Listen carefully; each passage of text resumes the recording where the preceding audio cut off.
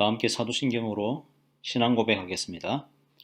전능하사 천지를 만드신 하나님 아버지를 내가 믿사오며 그 외아들 우리 주 예수 그리스도를 믿사오니 이는 성령으로 잉태하사 동정녀 마리아에게서 나시고 본디오 빌라도에게 고난을 받으사 십자가에 못 박혀 죽으시고 장사한 지 사흘 만에 죽은 자 가운데서 다시 살아나시며 하늘에 오르사 전능하신 하나님 우편에 앉아 계시다가 저리로서 산자와 죽은 자를 심판하러 오시리라. 성령을 믿사오며 거룩한 공회와 성도가 서로 교통하는 것과 죄를 사하여 주시는 것과 몸이 다시 사는 것과 영원히 사는 것을 믿사옵나이다. 아멘.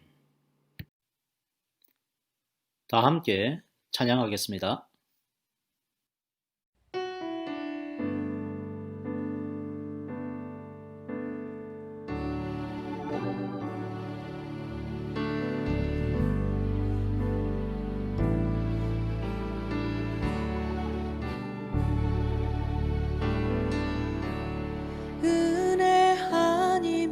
살아갈 수가 없네.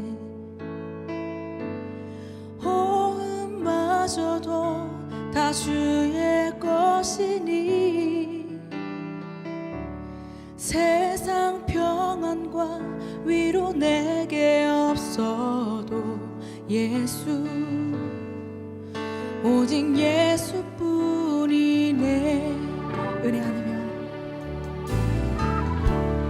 은혜 아니면 살아갈 수가 없네. 호흡마저도 다 주의 것이니 세상 평안과 위로 내게 없어도 예수 오직 예수뿐이네.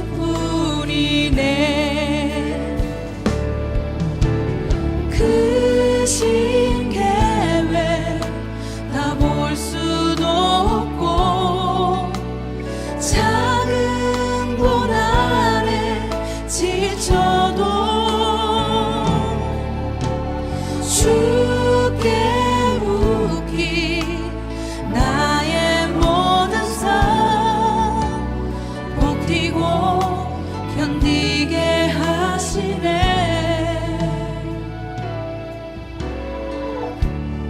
은혜 아니면 살아갈 수가 없네. 나의 모든 것 다 주께 맡기니 참된 평안과 위로 내게 주신 주 예수 오직 예수뿐이네.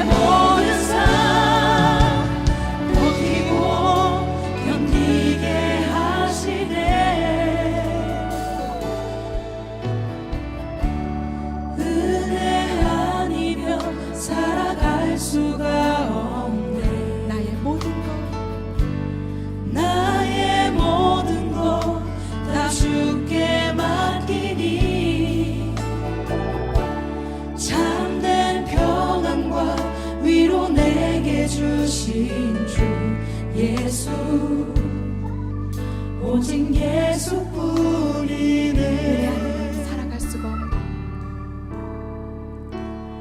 은혜 아니면 살아갈 수가 없네. 나의 모든 것 다 주께 맡기니 참된 평안과 위로 내게 주신 주 예수, 오직 예수뿐이네. 오직 예수뿐이네. 오직 예수뿐이네. 예수. 오직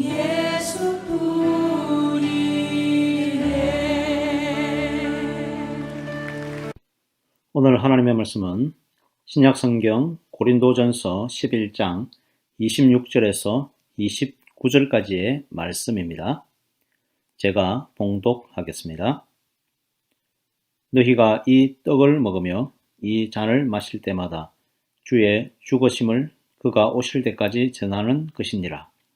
그러므로 누구든지 주의 떡이나 잔을 합당하지 않게 먹고 마시는 자는 주의 몸과 피에 대하여 죄를 짓는 것이니라. 사람이 자기를 살피고 그 후에야 이 떡을 먹고 이 잔을 마실지니 주의 몸을 분별하지 못하고 먹고 마시는 자는 자기의 죄를 먹고 마시는 것이니라. 아멘. 오늘 보실 하이델베르크 요리문답은 제29주일 제78문에서 제79문까지입니다. 제가 읽겠습니다. 제78문.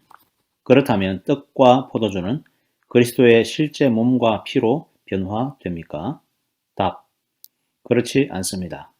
세례의 물이 그리스도의 피로 변화되지 않고 그 자체가 죄를 씻지 못하며 단순히 하나님께서 주신 상징이요 보증인 것처럼 비록 성찬에서 사용되는 떡이 그 성례의 성질과 용어상 그리스도의 몸이라고 불려질지라도 떡 그 자체가 그리스도의 몸이 되는 것은 아닙니다.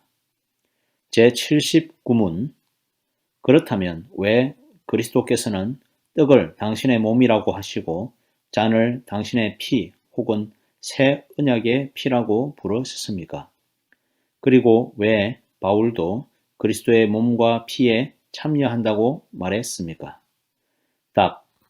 그리스도께서 이런 방식으로 말씀하신 데는 선한 이유가 있습니다.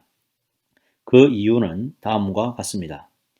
그리스도께서는 떡과 포도주가 이 세상 생활에서 우리를 유지시키는 것처럼 당신의 몸과 흘리신 피가 영생을 위해 주어지는 우리 영혼을 위한 참된 양식과 음료가 된다는 것을 우리에게 가르치시기를 원하셨던 것입니다. 그러나 더욱더 중요한 것은 그리스도께서 이 가시적인 표와 인으로 우리에게 다음과 같은 사실을 확신시키기 원하시다는 것입니다. 첫째로 성령의 사역을 통하여 우리가 입으로 그리스도를 기억하는 이 거룩한 표를 받아먹는 것이 확실한 것처럼 그리스도의 실제 몸과 피에 참여한다는 것이 확실하다는 것입니다. 둘째로 마치 우리가 개인적으로 고난을 당하고 죄값을 지불한 것처럼 그리스도의 모든 고난과 순종이 확실하게 우리 자신의 것이 된다는 사실을 확인시켜 주고자 하시는 것입니다. 지난주에 이어서 성찬에 대한 두 번째 요리문답 시간입니다. 요리문답이 성찬에 대해 자세히 다루고 있는 이유는 무엇입니까? 성찬이 하나님이 주시는 은혜의 수단이기 때문에 그렇습니다. 그러나 중요한 예식임에도 불구하고 여전히 성찬은 약간은 낯설고 어렵습니다. 성찬이 낯설고 어려운 문제이기 때문에 때로는 역사적인 논쟁에 휘말리기도 했습니다. 성찬에 대한 에피소드가 참 많지만 제가 군대 복무 시절에 성찬에 대한 에피소드가 하나 있습니다. 가까운 민간 교회에 출석을 했을 때입니다. 주일마다 군인들이 줄을 서서 가지요. 줄을 서서 교회에 가는데 어떤 사람은 정말 예배 드리러 가는 사람도 있지만 어떤 사람은 교회 밥이 맛있어서 가는 사람도 혹 있습니다. 믿음이 없는 그런 병사들도 때로는 교회에 가서 밥을 먹기도 하고 바람을 쐬기도 하지요. 어느 주일날이었습니다. 그날 마침 성찬식이 거행되는 그러한 날이었는데 마침 그 병사가 저의 뒤에 앉아 있었습니다. 목사님께서 성찬식을 거행하기 전에 주님의 떡이나 잔을 합당하지 않게 먹고 마시는 자는 주의 몸과 피에 대하여 죄를 짓는 것이다. 이런 말씀을 했습니다. 그런데 제 뒤에 앉아있는 그 병사가 밥 때문에 온 병사죠. 아이고, 그럼 나는 못 먹겠네 라는 말을 하는 것입니다. 나지막하게 이야기했지만 저의 귀에는 다 들렸습니다. 아하, 믿음이 없는 사람들도 성찬식이 뭐 하는 건지 잘 모르지만 이거 참 진지한 예식이다 라는 생각을 했던 것 같습니다. 믿음이 있어서 참여한 저보다 야, 저 병사가 낫구나 이런 생각을 제가 그 당시에 했던 적이 있습니다. 오늘 고린도전서 11장의 본문을 보면 성찬을 가볍게 여기거나 잘못된 방법으로 참여하는 자들에게 경고를 하는 모습을 봅니다. 27절에서 28절을 보십시오. 그러므로 누구든지 주의 떡이나 잔을 합당하지 않게 먹고 마시는 자는 주의 몸과 피에 대하여 죄를 짓는 것이니라. 사람이 자기를 살피고 그 후에야 이 떡을 먹고 이 잔을 마실지니. 바울이 이런 경고를 한 이유는 고린도 교회에는 여러 분파가 있었고 여기에 출신이나 빈부격차에 따라 보이지 않던 차별이 존재했기 때문입니다. 고린도 교회에서 성찬식을 거행하기 전에 먼저 교제의 식사, 즉 애찬을 거행했습니다. 그런데 부자는 부자끼리, 가난한 사람은 가난한 사람들끼리 모여서 음식을 나누었습니다. 당연히 부자들은 좋은 양질의 음식들을 마음껏 먹을 수 있었겠죠. 그러나 가난한 성도들은 그렇지 못했을 것입니다. 그래서 음식을 나눔하지 않는 이 부자들의 모습을 바울이 질책하는 것입니다.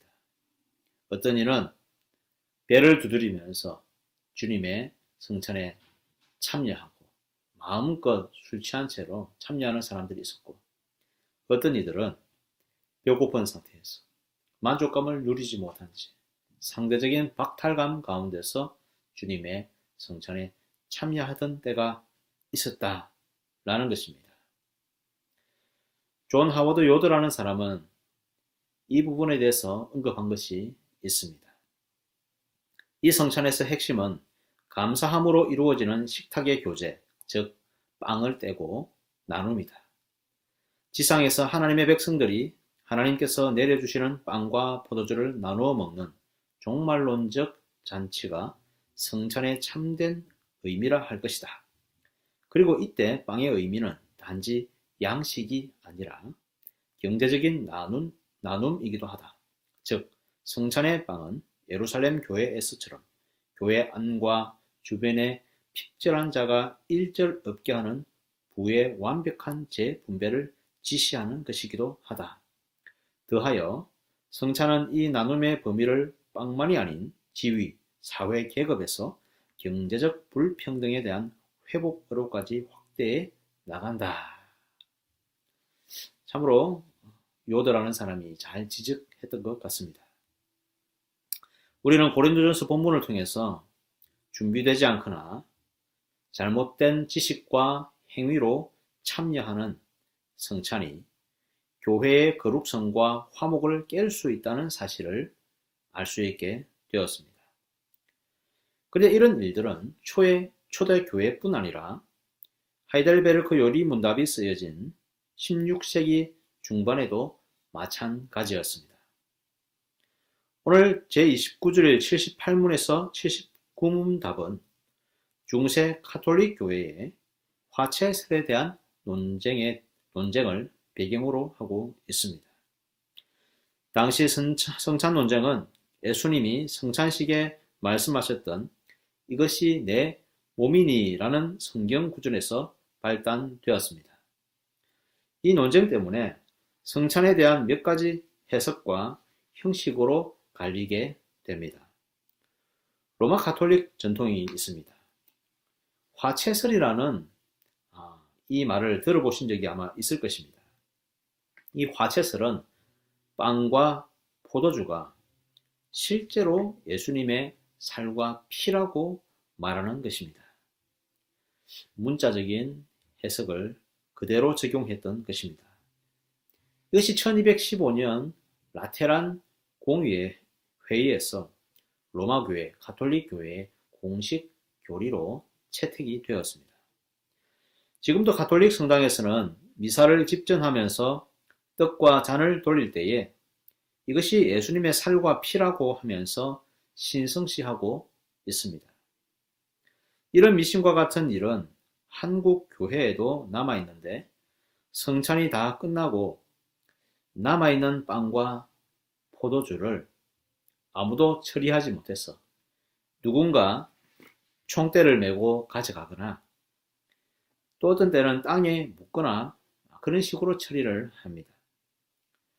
성찬이 끝나고 나면 그냥 빵과 포도주인데 왠지 진짜 예수님의 몸일까봐 찝찝해서 그런 것일까요? 또 성찬 논쟁 때문에 루터파가 또 나뉩니다. 루터파는 공제설이라는 중간 형태의 교리를 취합니다. 가톨릭을 벗어나지도 못하고 또 개혁주의를 따르지도 않는 그러한 입장입니다. 그래서 가톨릭보다 더 이상하게 느껴지기도 합니다. 빵과 포도주에 그리스도의 몸이 함께 있다라는 것입니다. 빵 속에, 빵 안에, 빵 밑에 도대체 어디에 있는 것일까요? 빵과 잔이 실제 그리스도의 몸은 아니지만 그 속에 예수님의 실제 몸과 피가 함께 있다라는 것입니다. 이 가톨릭과 루터파의 전통은 결코 성경이 정확히 지칭하는 그러한 의미를 붙잡지 못하고 문자적으로 받아들인 오류를 범하고 있습니다. 만약 가톨릭대로 하면 우리는 떡과 포도주를 함부로 먹지 못할 것입니다. 떡이 예수님이 되고 떡이 십자가에 달린 꼴이 되고 맙니다. 떡을 섬기는 종교가 됩니다. 또 하나의 분파는 제세례파적인 해석입니다. 이들은 성찬의 떡과 포도주는 그냥 단순히 상징이다. 다른 의미가 없다라고 합니다. 그래서 이들에게는 성찬은 일상적인 식사와 같습니다. 그리고 교회 예배에서와 또 일반 가정에서와 차이가 없이 그저 식사로서 그렇게 성찬을 진행하는 것입니다. 화채설과 공제설은 떡과 잔에 어떤 힘이 있다는 미신에 빠지기가 쉽습니다. 제세례파처럼 상징으로만 여기면 떡과 잔의 중요한 역할을 무시할 수 있습니다. 그냥 상징일 뿐 의미가 없다면 굳이 예배 시간에 성례라는 이름으로 거행할 이유가 전혀 없습니다. 이에 반해서 개혁주의는 떡과 잔의 상징성에 동의하지만 말씀에 의거하면 분명 떡과 잔의 의미가 있다라고 생각합니다. 그렇다면 이것을 어떻게 해석하면 좋을까요? 하이델베르크 요리문답을 작성하고 해설서를 쓴 우르시누스는 떡과 잔을 성내적으로 보아야 한다고 해석합니다. 떡이나 잔이 실제 예수님의 몸과 피가 아니라 예수님의 몸과 피를 나타내는 표이기 때문에 우리가 떡과 잔을 그리스도의 몸과 피라고 부를 수 있다라고 이야기합니다. 하이델베르크 요리문답 78에서 79 문답은 이런 요지에서 우리에게 좋은 교훈을 주고 있습니다. 78문은 우리가 성찬을 통해 떡과 잔을 먹고 마실 때 그것이 우리의 몸에서 실제로 피와 살이 되는 것이 아니라고 요약하고 있습니다. 그 다음에 79문은 그리스도의 표와 인인 떡과 잔을 마시는 것을 통해 하나님의 영적인 뜻을 가르쳐 주고자 하는 것이 있다고 말씀합니다. 이 두 가지를 얘기하는데요. 하나님의 영적인 뜻 두 가지를 얘기하는데, 첫째는 눈에 보이는 떡과 잔을 먹은 것을 확실히 느끼는 것처럼 우리가 그리스도의 피와 살에 함께 참여한 것이 확실하다라는 것입니다. 우리 주님은 떡과 포도주가 육신의 생명을 유지시키듯이 십자가에 달리신 그의 몸과 흘리신 피가 우리 영혼을 영생으로 이끄는 참된 양식과 음료라는 사실을 가르쳐 주십니다. 성찬에 사용되는 떡과 포도주는 좋은 영상 자료가 됩니다. 우리가 배고플 때 밥과 국과 고기를 보면 저걸 먹으면 살겠다라는 생각이 듭니다. 그리고 그것을 먹으면 확실하게 먹었다는 사실을 알죠. 성찬식의 떡과 포도주를 보는 것만으로 그것이 예수님의 살과 피라고 느껴지게 됩니다. 그리고 그걸 먹는 것으로 마음에 확신을 할 수 있다라는 것입니다. 둘째, 그리스도의 모든 고난과 순종이 확실히 나 자신의 것이 된다라고 말하고 있습니다. 79문의 두 번째 답의 의미는 성찬의 떡과 잔이 단순히 시청각 자료 이상의 의미가 있다라고 말씀합니다. 단순한 상징의 의미보다 더 깊은 의미를 주님이 주셨습니다. 이것은 더 깊은 그리스도와의 교제를 가능하게 합니다. 떡과 잔을 먹을 때 이것이 우리 몸속에 들어옵니다. 그리스도의 몸과 피가 우리 몸속에 들어와 함께 있습니다. 그리스도의 모든 것이 우리와 함께 또 우리의 것이 됩니다. 그리스도와 연합하는 것을 경험하는 것입니다. 요한복음 15장의 말씀처럼 그가 내 안에 내가 그 안에 거할 수 있는 것입니다. 그래서 우리는 지금 이 땅에서 육신의 그리스도와 함께 있지 않지만 하늘 보좌 우편에서 지금도 다스리시는 예수 그리스도와 지금 이 자리에서 연합되어 있음을 알 수가 있습니다.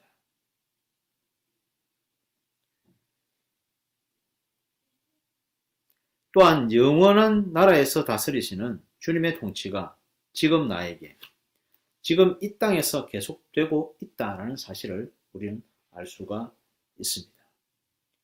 이것은 성찬식이 장례식이 아니라 새로운 소망을 가지고 기다리는 축제와 같다는 사실을 말해주고 있습니다.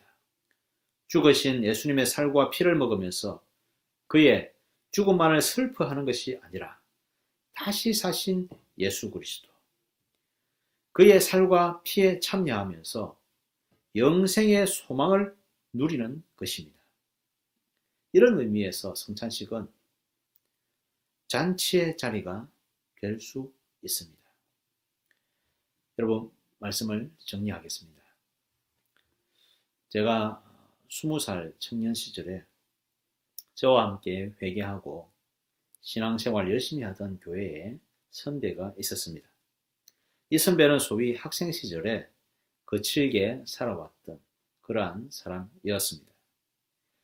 그리고 훗날 예수님을 믿고 자신의 삶을 철저히 바꾸고 싶어 했습니다. 그래서 저와 뜻이 맞아서 근처에 큰 교회의 매주일 철야 기도회에 참석하기도 하고 자주 만나서 신앙과 삶에 대해 함께 고민했습니다. 했던 그런 선배였습니다.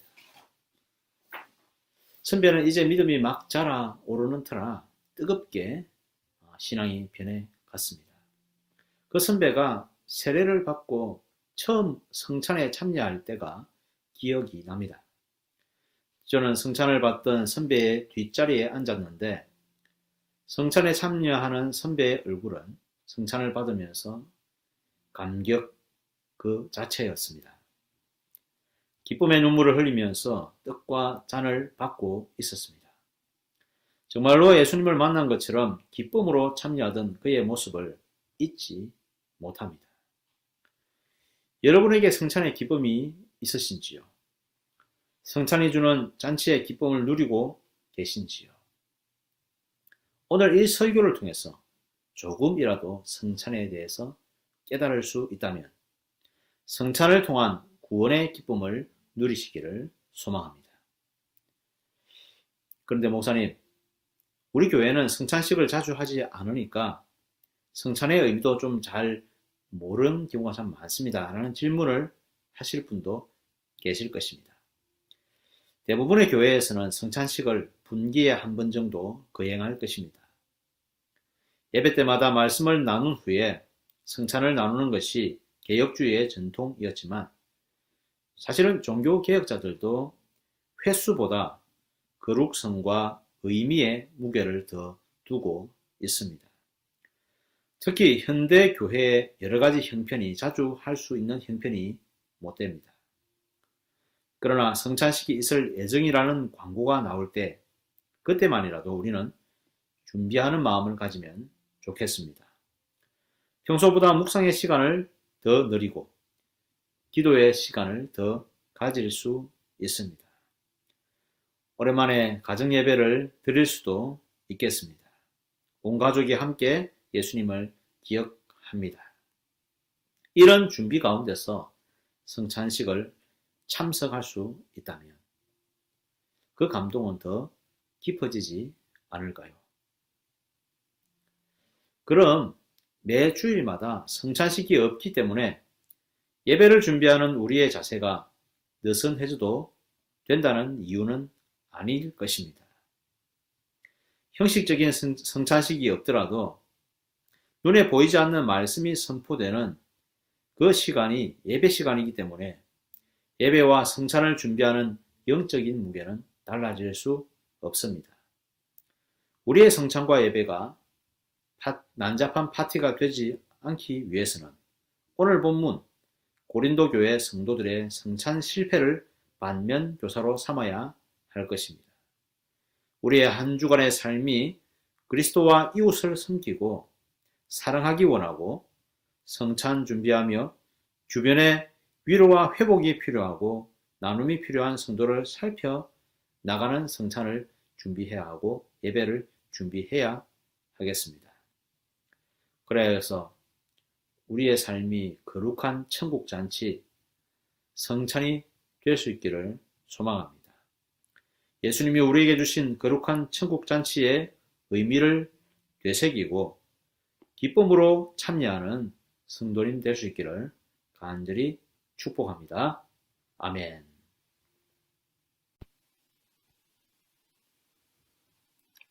오늘 주신 말씀으로 기도하겠습니다. 우리에게 주신 성찬의 거룩함과 의미를 깨닫게 하소서. 우리의 삶이 이웃을 섬기고 돌아보게 하시고 삶의 거룩을 회복하게 하소서.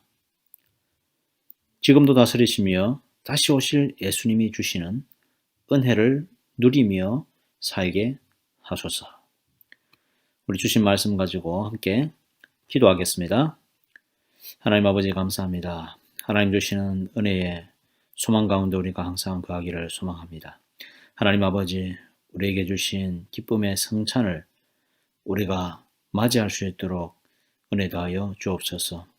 지금까지 우리가 성찬에 참여하면서 그 의미를 되새기지 못하고 성찬이 무엇인지 잘 알지 못하였습니다. 그저 형식적으로 그저 세례를 받았기 때문에 성찬에 참여한 적은 혹 없었습니까? 하나님 우리의 마음과 뜻이 하나님께 온전하게 드려지지 못하여 주님의 거룩하신 성찬을 제대로 드리지 못했다면, 제대로 받지 못했다면 다시 한번 우리가 이 성찬에 대해서 오늘 생각할 수 있도록 축복하여 주옵소서. 우리에게 주신 성찬의 거룩함과 의미를 깊이 깨닫게 하시고 하나님과 함께 온전하게 과거와 현재와 미래에 함께 한다라는 사실을 우리에게 깨닫게 하여 주옵소서. 내가 우리 안에 거하고 그가 내 안에 거하는 그 은혜가, 우리 예수님이 우리와 함께 하시는 그 은혜가 이 성찬을 통해서 선포될 수 있도록 주님 도와 주시옵소서. 또한 우리의 삶이 이웃을 섬기고 돌아보게 해 주시옵소서. 우리의 이웃들이 차오라 많음에도 불구하고 우리의 무관심과 우리의 정없음이 주님, 우리의 이웃들을 돌아보지 못하게 했습니다. 우리의 삶이, 개개인의 삶이 너무나 바쁘고 너무나 여유가 없습니다. 주님, 불쌍히 여겨 주옵소서. 우리에게 주신 삶이 이웃을 섬기고 돌아보게 하시고 삶의 거룩을 회복할 수 있도록 주님 축복하여 주옵소서. 하나님 아버지, 지금도 다스리시며 다시 오실 예수님이 주시는 은혜를 누리며 살게 하옵소서. 예수님이 우리와 함께 거하시고 온전히 거하시는 그 성육의 삶이 우리에게 다시 한번 깨달아지게 해주시고 예수님의 은혜가 우리와 함께 한다는 그 사실과 성령님과 함께 동행하며 살아간다는 그 사실을 깨닫고 주님, 이 세상 그 어떤 풍파가 올지라도 이겨내며 승리하는 성도 될 수 있도록 주님 도와 주옵소서. 거룩한 천국잔치 이 성찬의 기쁨을 맛볼 수 있는 우리 모든 성도들 될 수 있도록 하나님 아버지 축복하여 주옵소서. 우리 계속해서 합심으로 기도하겠습니다. 온 세상에 예수 그리스도의 탄생의 기쁨이 코로나 바이러스를 이기는 기쁨이 되며 소망을 주는 위로가 되게 하옵소서. 성도들을 감염으로부터 보호하여 주시며 감염된 자들에게는 어려움 없이 속히 회복되는 은혜를 주옵소서. 한 해 동안에 베풀어 주신 은혜를 다른 이들과도 함께 나누며 하나님의 복을 널리 드러내는 한 해의 마무리가 되게 하여 주옵소서. 우리 다 함께 이 기도 제목 가지고 합심으로 기도하겠습니다. 하나님 아버지, 이 땅과 이 세상을 기억하여 주시옵소서. 온 세상에 예수 그리스도의 탄생의 기쁨이 정말 우리 주님을 기뻐할 수 있도록 도와주시옵소서. 많은 사람들이 주님을 잃어버리고 주님을 알지 못하고 주님을 거절합니다. 이러한 가운데서 코로나 바이러스가 우리를 덮쳐왔습니다. 주님, 우리에게 소망이 사라져가고 우리에게 고통의 시간이 찾아왔습니다. 하나님, 우리가 이것을 이길 길이 잘 없습니다. 주님, 불쌍히 여겨 주시옵소서. 오직 우리가 그 어떤 것보다도 주님을 기쁨으로 이길 수 있도록 도와주시고 주님을 기쁨으로 말미암아 우리의 소망이 되어주시고 우리의 주님이 우리의 위로가 되어주시기를 간절히 소망합니다. 하나님 아버지, 우리 성도들을 붙잡아 주시고 은혜를 다하여 주옵소서. 하나님, 우리 성도들 감염으로부터 보호하여 주시고 주님, 건강을 허락하여 주옵소서.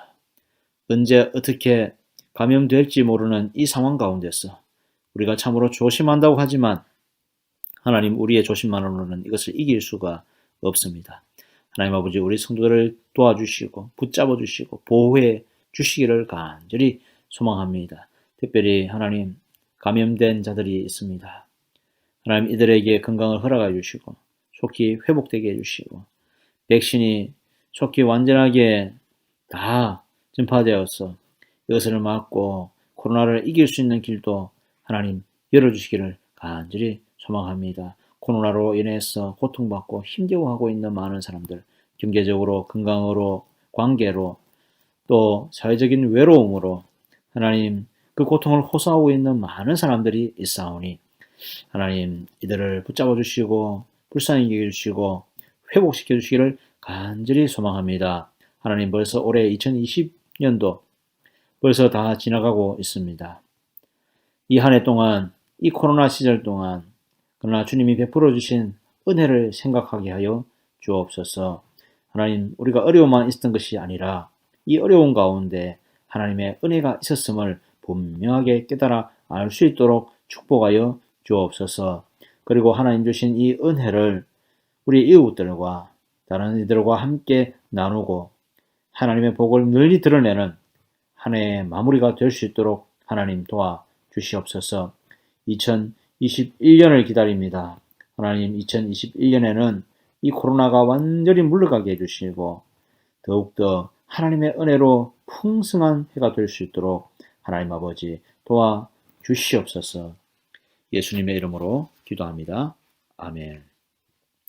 제가 기도하겠습니다. 하나님 아버지 감사합니다. 하나님 주시는 그 크신 은혜와 그 크신 사랑을 기억합니다. 승산을 통하여서 주신 예수 그리스도의 피와 살을 기억합니다. 하나님 아버지, 우리를 날마다 붙잡아 주시며 은혜를 더하여 주시며 하나님의 사랑을 부어 주옵소서. 예수 그리스도가 나와 함께 계신다는 사실을 이 성찬을 통해서 확실하게 확신하고 담대히 세상을 살아갈 수 있도록 주님 축복하여 주옵소서. 우리의 이웃들과 우리의 식구들과 우리의 친지들과 만나는 모든 사람들 가운데에서 주님의 사랑을 전하며 거룩한 성찬의 잔치의 기쁨을 맛볼 수 있는 우리의 모든 삶과 예배가 될 수 있도록 축복하여 주옵소서. 코로나로 인해서 많은 사람 어려움을 겪고 있습니다. 하나님 아버지, 이들을 불쌍히 여겨주시고 회복시켜 주시고 일상으로 돌아갈 수 있도록 축복하여 주옵소서. 우리의 다음 세대를 기억하여 주시고 우리의 자녀들을 축복하여 주시고 이들의 건강을 주시고 바른 믿음 허락하여 주시고 바른 분별할 수 있는 지혜를 허락하여 주옵소서. 세상 가운데서 빛과 소금의 역할을 충분히 감당할 수 있는 지식과 능력과 실력과 인격을 겸비하고 이 세상 가운데서 주님의 복음의 길을 들고 나아가는 우리 모든 다음 세대 될 수 있도록 축복하여 주옵소서. 우리 모든 성도들의 가정을 기억하여 주시고 생업과 가정과 모든 화평 가운데 거할 수 있도록 축복하여 주옵소서. 이 모든 말씀 예수님의 이름으로 기도드립니다. 아멘. 주기도문으로 모든 순서를 마치겠습니다. 하늘에 계신 우리 아버지여, 이름이 거룩히 여김을 받으시오며 나라의 임하옵시며 뜻이 하늘에서 이룬 것 같이 땅에서도 이루어지이다. 오늘날 우리에게 일용할 양식을 주옵시고 우리가 우리에게 죄 지은 자를 사하여 준 것 같이 우리 죄를 사하여 주옵시고 우리를 시험에 들게 하지 마옵시고 다만 악에서 구하옵소서. 대개 나라와 권세와 영광이 아버지께 영원히 있사옵나이다. 아멘.